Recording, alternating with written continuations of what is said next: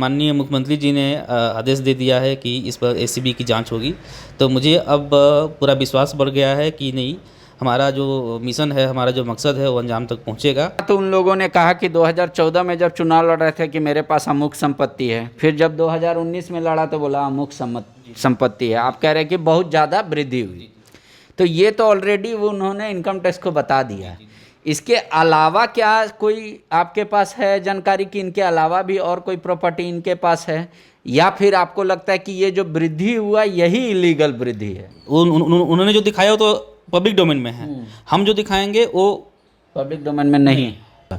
अब आपको लग रहा है कि आपको न्याय मिलेगा, या जो आप बात आरोप लगा रहे हैं वो सत्य साबित होगा? ये जनता को न्याय दिलाने की बात है, मेरी निजी न्याय वाली बात नहीं है।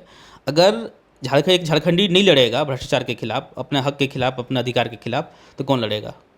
रघुवर सरकार में भी मैंने 1 दर्जन से अधिक याचिकाएँ की हैं, और हेमंत सरकार में भी मैं मुखर होकर रहता हूँ। तो क्या सरकार के तरफ से आपको कोई प्रोटेक्शन वगैरह दिया गया है? हाँ, सरकार की तरफ से मुझे एक सुरक्षाकर्मी मिली हुई है, बट वो नाकाफ़ी है। झारखंड में इसे राजनीति का हिस्सा कहे, या फिर अब जो टैग ऑफ वार चल रहा है सत्ता पक्ष और विपक्ष के बीच, उसका फैसला। लेकिन एक बात तो सामने देखने को मिल रही है कि कांग्रेस के विधायिका जो दीपिका पांडे हैं, उन्होंने कहा था कि बीजेपी और जेएमएम का इंटरनल सेटिंग हो गया है, इसीलिए कांग्रेस के साथ ये दुर्व्यवहार किया जा रहा है। उसी शाम ठीक राज्य सरकार ने एक फैसला लिया, और पंकज यादव ने जो एक मामला दर्ज कराया था पूर्व सरकार के मंत्रियों पर कि 5 मंत्रियों की जांच होनी चाहिए आय की, क्या वो आय से अधिक कमा चुके हैं या नहीं। वो पंकज यादव हमारे साथ इस वक्त मौजूद हैं। आपने जो पीआईएल किया था, रणधीर सिंह, अमर बावरी, नीलकंठ सिंह मुंडा, लुइस मरांडी और किस पर, नीरा यादव, वो क्या आधार था और क्या आपका डिमांड है? देखिए, अपने हलफनामे में ही उन्होंने स्पष्ट कर दिया है कि उनकी संपत्ति 5 सालों में 200% से लेकर 1200% तक वृद्धि हुई है। इसमें से 5 मंत्री में से करीब 4 मंत्री पहली बार विधायक ही बने थे, और इसके बाद मंत्री भी पहली बार बने। और 2014 में जब वो मंत्री बने तो उन्होंने जो संपत्ति का ब्यौरा अपने एफिडेविट के माध्यम से इलेक्शन कमीशन को दिया था, उस संपत्ति का ब्यौरा, और जब 2019 में उन्होंने जब दोबारा चुनाव लड़ने की कोशिश की और लड़ने की प्रक्रिया में हुए, और उस प्रक्रिया में जब उन्होंने इलेक्शन कमीशन को अपने हलफनामे में ये संपत्ति का ब्यौरा दिखाया, तो हम चौंक गए कि एक मंत्री 5 साल में जिनकी संपत्ति लाख में थी, वो करोड़ों में कैसे पहुंच गई। जब हमने इस पर जानकारियाँ इकट्ठा की और हमारी टीम ने इस पर काम करना शुरू किया, तो बहुत ही चौंकाने वाली जानकारी हमारे सामने आने लगी। और तब हमने देखा कि उन्होंने अवैध तरीके से संपत्ति अर्जित की है, और कई जगह पर उन्होंने अवैध इन्वेस्टमेंट किया है। साथ ही अब हमारे पास सीएजी का रिपोर्ट हाथ में लगा, और पिछले 5 सालों में जिन डिपार्टमेंट में उन्हें जिम्मेदारियाँ दी गई, उन डिपार्टमेंट में जमकर भ्रष्टाचार हुआ। रघुवर सरकार के 5, ये सीएजी की रिपोर्ट में है। जी। चाहे वो आप गांव में चले जाइए, जिला मुख्यालय में चले जाइए, पर्यटन मंत्री होने के साथ साथ खेल मंत्री भी थे। पर्यटन मंत्री के साथ साथ उन्होंने स्टेडियम का निर्माण करवाया। स्टेडियम आपको मिल जाएंगे वीरान, जीर्ण शीर्ण अवस्था में, जहाँ पर ज़रूरत भी नहीं था वहाँ पर ठेकेदारी के लिए निर्माण हुआ। और भू राजस्व मंत्री रहते हुए अमर बावरी ने जो काम किया, आप आप रणधीर सिंह कृषि मंत्री की बात करें तो सहकारिता घोटाले का मामला प्रकाश में आया, उसका खुलासा मैंने ही किया था। सीबीआई के समक्ष लेकर जानकारी मैंने शेयर की थी सीबीआई को कि अपने सहकारिता अधिकारी अपने मनपसंद के लोगों को, अपने लोगों को इन्होंने बनाया है, और बैंक का जो है से ग्रामीण बैंक में घोटाला हुआ है फर्जी चेक के आधार पे। और नीरा यादव जी ने अपने मनपसंद पब्लिकेशन को टेंडर दिया है पुस्तक के प्रकाशन में। इसी प्रकार सभी मंत्रियों के क्रियाकलापों को आधार बनाकर हमने स्टडी की, तो चौंकाने वाली जानकारी मिली हमें, और सारा पुख्ता जानकारी हमारे पास है। अब चूँकि माननीय मुख्यमंत्री जी ने आदेश दे दिया है कि इस पर एसीबी की जांच होगी, तो मुझे अब पूरा विश्वास बढ़ गया है कि नहीं, हमारा जो मिशन है, हमारा जो मकसद है वो अंजाम तक पहुँचेगा। और मैं और हमारी टीम इस पर पूरी तरह से काम करना शुरू कर दी है। हमारे पास जो भी कागजात उपलब्ध हैं वो हम सारे एसीबी को उपलब्ध कराएंगे। एक बात आ रहा है कि इतना तो उन लोगों ने कहा कि 2014 में जब चुनाव लड़ रहे थे कि मेरे पास अमुक संपत्ति है, फिर जब 2019 में लड़ा तो बोला अमुक संपत्ति है। आप कह रहे हैं कि बहुत ज़्यादा वृद्धि हुई, तो ये तो ऑलरेडी वो उन्होंने इनकम टैक्स को बता दिया है। इसके अलावा क्या कोई आपके पास है जानकारी कि इनके अलावा भी और कोई प्रॉपर्टी इनके पास है, या फिर आपको लगता है कि ये जो वृद्धि हुआ यही इलीगल वृद्धि है? देखिए, वृद्धि हुई है तो आप वृद्धि होने के बाद जो है से उन सब चीज़ों को तो दिख ही रहा है कि अब 1200% तक वृद्धि हो गई है। आप पूरे साल उन्हें 5 साल का वेतनमान जोड़ के देख लीजिए पूरा का पूरा, वो भी उतना परसेंट तक वृद्धि नहीं हो सकता है। हमारे पास जो जानकारी है, जो विभाग उनके विभाग में सैकड़ों करोड़ का घोटाला हुआ है, सभी मंत्री के विभाग में सैकड़ों करोड़ का घोटाला तो हुआ ये लोग वृद्धि कैसे दिखाए? आप उसका आकलन किए हैं? पुराना हल्फनामा नया? है। बिल्कुल बिल्कुल बिल्कुल, इसी आधार पर तो मैं बोल रहा हूँ कि इतने 100% की वृद्धि हुई है। हाँ, तो मतलब वो क्या में वृद्धि दिखा रहा है? वेतन से आय दिखाया, या कोई बिजनेस से आय दिखाया, या कृषि से आय दिखाया, या कोई पुराना जमीन कम पैसे में खरीदा हो ज़्यादा पैसे में बेचा हो, क्या दिखाया? सभी समान रूप से अलग अलग चीज़ों में उन्होंने दर्शाने की कोशिश, एडजस्टमेंट करने की कोशिश की गई है, वो हो जाता है एडजस्टमेंट। हाँ, अब अगर साल भर में एक महीने में आपके 1 लाख रुपये सैलरी है, हाँ, अब आप अपना दिखाना कि 12 लाख रुपये मेरी आमदनी हो गई। अब तो कोई आप बिजनेस नहीं कर सकते, मंत्री हैं, आप बिजनेस तो कर नहीं सकते हैं। आपको सैलरी 1 लाख रुपये महीने मिल रही है, मान लीजिए एग्जाम्पल के तौर पर बोल रहा हूँ, तो आप खूब हो सकता है 12 लाख रुपये आप मत दिखा सकते हैं संपत्ति। तो वो लोग कहाँ से दिखाएं सोर्स ऑफ इनकम? ये हम लोग सारा चीज़ उस पर उन्होंने जो दिखाया वो तो पब्लिक डोमेन में है, हम जो दिखाएंगे वो पब्लिक डोमेन में नहीं। बायोम डॉक्टर बनने का है सपना मगर सही गाइडेंस की है कमी, तो आए बायोम। रांची में सिर्फ मेडिकल की तैयारी के लिए एक बेहतरीन संस्थान, नीट और एम्स की तैयारी के लिए सन 2001 से मेडिकल प्रिपरेशन के लिए सबका भरोसेमंद संस्थान बायोम, हीनू एवं नगरा टोली, रांची। इनके अलावा भी जो आपको लगता है 2019 में हल्फनामा दिया है, उसके अलावा भी इन लोगों के पास प्रॉपर्टी है? हाँ, उनके पास जो प्रॉपर्टी है जो हलफनामे में नहीं है, उसकी जानकारी हमारे पास। उनके पास जेसीबी है, उनके पास हाईवा है, उनके पास इन्वेस्टमेंट है, उन्होंने स्कूल में इन्वेस्टमेंट किया है, उन्होंने प्रॉपर्टी में इन्वेस्टमेंट किया है जिसका उन्होंने उल्लेख नहीं किया है, सारी जानकारी हमारे पास है। एक और बात आ रही है कि मान लीजिए ये 5 मंत्री हैं, तो उस समय आपने सीबीआई जांच की मांग की, एसीबी जांच की मांग की थी, एसीबी जांच की मांग की थी कोर्ट से। अब मुख्यमंत्री ने कह दिया कि हम करा लेंगे, तो ये क्या कोर्ट का आदेश था सरकार को कि आप एसीबी जांच कराइए, या मुख्यमंत्री ने स्वतः संज्ञान? देखिए, कोर्ट का आदेश नहीं था, मुख्यमंत्री जी ने स्वतः संज्ञान लिया है। और ये बहुत अच्छी बात है कि उन्होंने भ्रष्टाचार के मामले में उन्होंने तत्परता दिखाई है और इसको एसीबी से जांच कराने की बात कही है। जब भी हम पीआईएल दाखिल करते हैं माननीय न्यायालय में, तो जिस संबंधित विभाग को या संबंधित डिपार्टमेंट को पार्टी बनाते हैं ना, तो उसको एक कॉपी चला जाता है।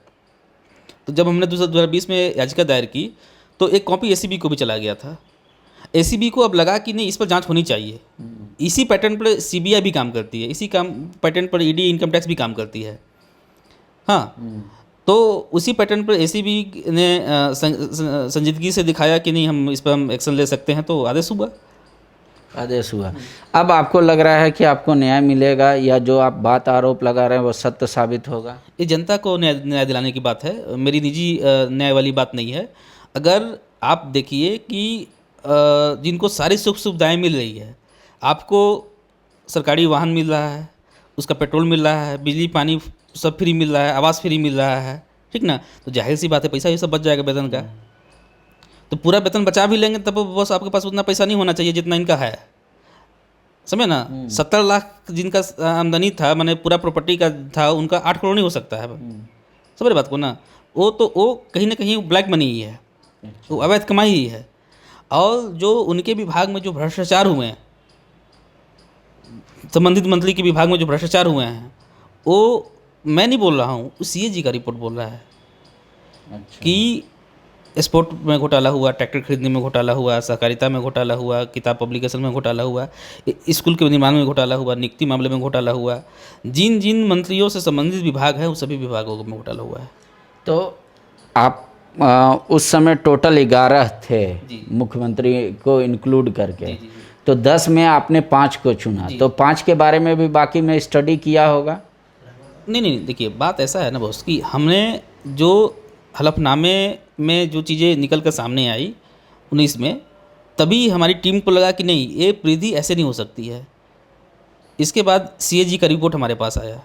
इसके बाद उस विधानसभा क्षेत्र के जो जागरूक जनता था, जागरूक लोग थे, उन्होंने जानकारी दी कि नहीं, मंत्री जी के यहाँ ए पहले ए था, अब ए होता है। तो वो उनका गाड़ी का नंबर आ गया हमारे पास, जेसीबी का नंबर आ गया, हाईवा चलता है 10 उसका नंबर आ गया। तो आप जो ये मतलब पीआईएल की है, आपको विसिल ब्लोअर के तौर पे लोग झारखंड में अब जानते हैं कि आप भ्रष्टाचार के खिलाफ लड़ाई आवाज़ उठाते हैं, लेकिन आपके परिवार के खिलाफ भी केस हुआ है।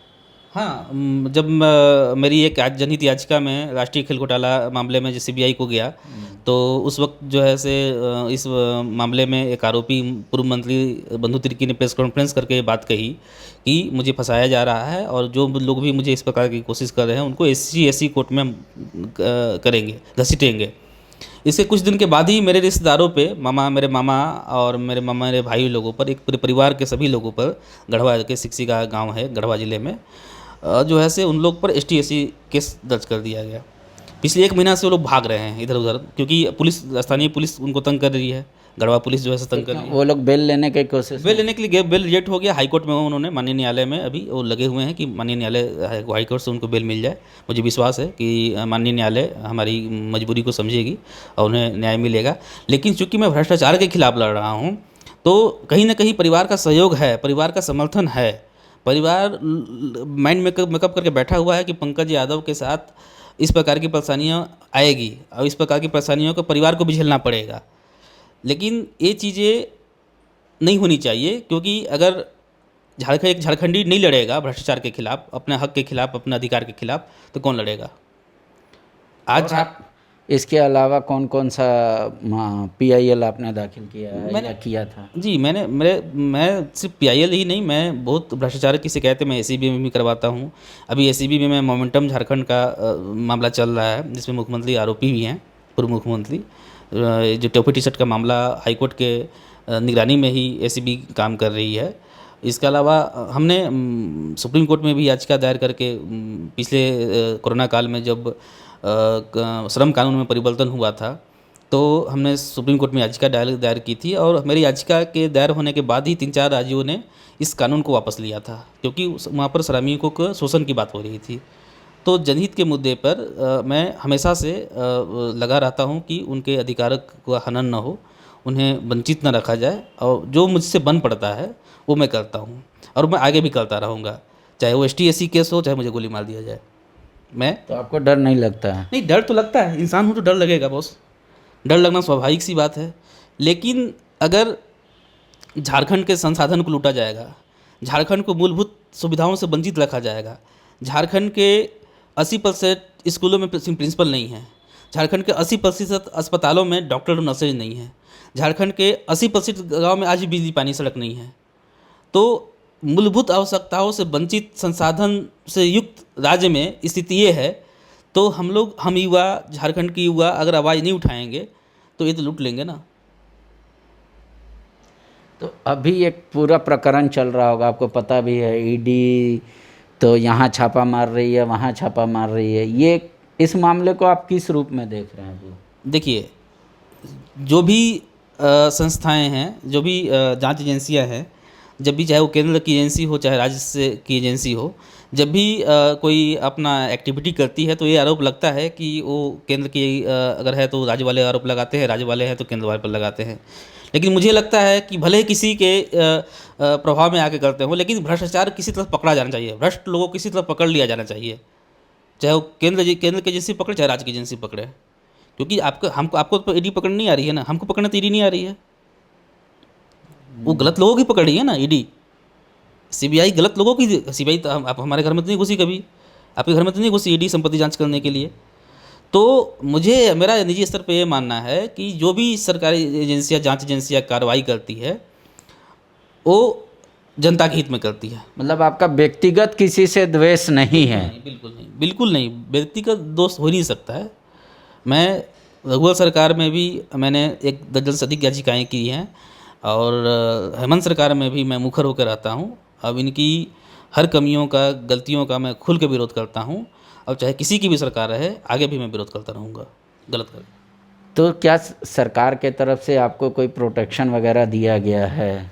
हाँ, सरकार की तरफ से मुझे एक सुरक्षाकर्मी मिली हुई है, बट वो नाकाफ़ी है। मैंने माननीय न्यायालय से भी मांग की है, सरकार से भी ये मांग की है कि मेरी सुरक्षा बढ़ाई जाए, मेरे परिवार की सुरक्षा बढ़ाया जाए, क्योंकि जिस प्रकार से अब मामला उलझता जा रहा है, बढ़ता जा रहा है, एजेंसियाँ सक्रिय हो रही हैं, तो कहीं न कहीं मुझे टारगेट किया जा सकता है, मुझे हार्म किया जा सकता है। कोशिशें की ही जा रही है, ST-SC एक्ट शुरुआत है, तो मुझे लगता है कि मेरी सुरक्षा को भी सरकार को ध्यान रखना चाहिए। आगे कोई आपके दिमाग में और कुछ चल रहा है कि ये मुद्दा को देखना चाहिए या इस पे रिसर्च करना चाहिए? जी, मूलभूत मुद्दा झारखंड में ऐसा कोई रॉकेट साइंस वाला मुद्दा अभी नहीं पर हम लोग चर्चा नहीं कर सकते हैं।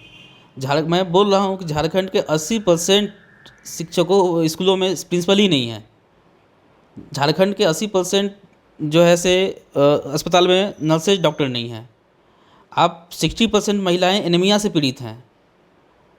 हमारा जो स्थिति है, झारखंड का जो स्थिति है, वो बिहार के थोड़ा सा ऊपर है। तो बाकी राज्य हमसे जो हमारे इतना संसाधन नहीं है उनके पास, पर कैपिटल इनकम भी ऐसा नहीं है कि मने है हमारे से है, लेकिन हम पीछे हुए हैं, मूलभूत समस्याओं से जूझ रहे हैं। तो मैं और कोशिश कर रहा हूँ कि हमारे जैसे जो युवा हैं, जो झारखंड के लिए सोचते हैं, देश के लिए सोचते हैं, वो शिक्षा पर काम करें, शिक्षा के प्रति लोगों को जागरूक करें, अपने आसपास के, अपने गांव के, अपने शहर के सरकारी स्कूलों की मॉनिटरिंग करें, अपने अस्पताल के आसपास के अस्पतालों के स्वास्थ्य केंद्र जो हैं, जिन पर लाखों करोड़ों रुपए खर्च होते हैं सरकार के द्वारा, उसकी मॉनिटरिंग हो। बजट बनाया जाता है, खर्च भी होते हैं, लेकिन मॉनिटरिंग न होने के अभाव में हमें सुविधा नहीं मिल पाती है।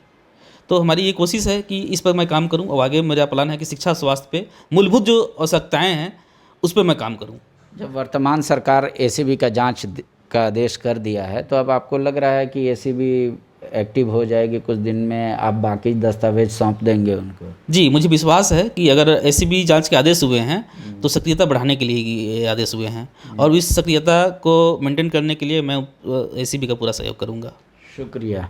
तो पंकज यादव का ये कहना है कि इनकी लड़ाई सिर्फ भ्रष्टाचार के खिलाफ है, किसी व्यक्ति विशेष को लेकर नहीं है। लिहाजा जो भी इन पे फर्जी केस या इनके परिवार पर मुकदमे हो रहे हैं उसको ना किया जाए, और सरकार इनकी सुरक्षा भी बढ़ाए, ताकि ये अपने आप को और इनका परिवार सेफ महसूस कर सके। कह रहे हैं हमने दर्जनों PIL पिछले बार भी किया था, पिछली सरकार में, अब भी कर रहा हूँ। जहाँ गलती होगी वहाँ मैं खड़ा रहूँगा। शुक्रिया। बायोम। डॉक्टर बनने का है सपना, मगर सही गाइडेंस की है कमी, तो आए बायोम। रांची में सिर्फ मेडिकल की तैयारी के लिए एक बेहतरीन संस्थान, नीट और एम्स की तैयारी के लिए सन 2001 से मेडिकल प्रिपरेशन के लिए सबका भरोसेमंद संस्थान बायोम, इनू एवं नगराटोली, Ranchi. thefollowup.in. Like, share and subscribe. www.thefollowup.in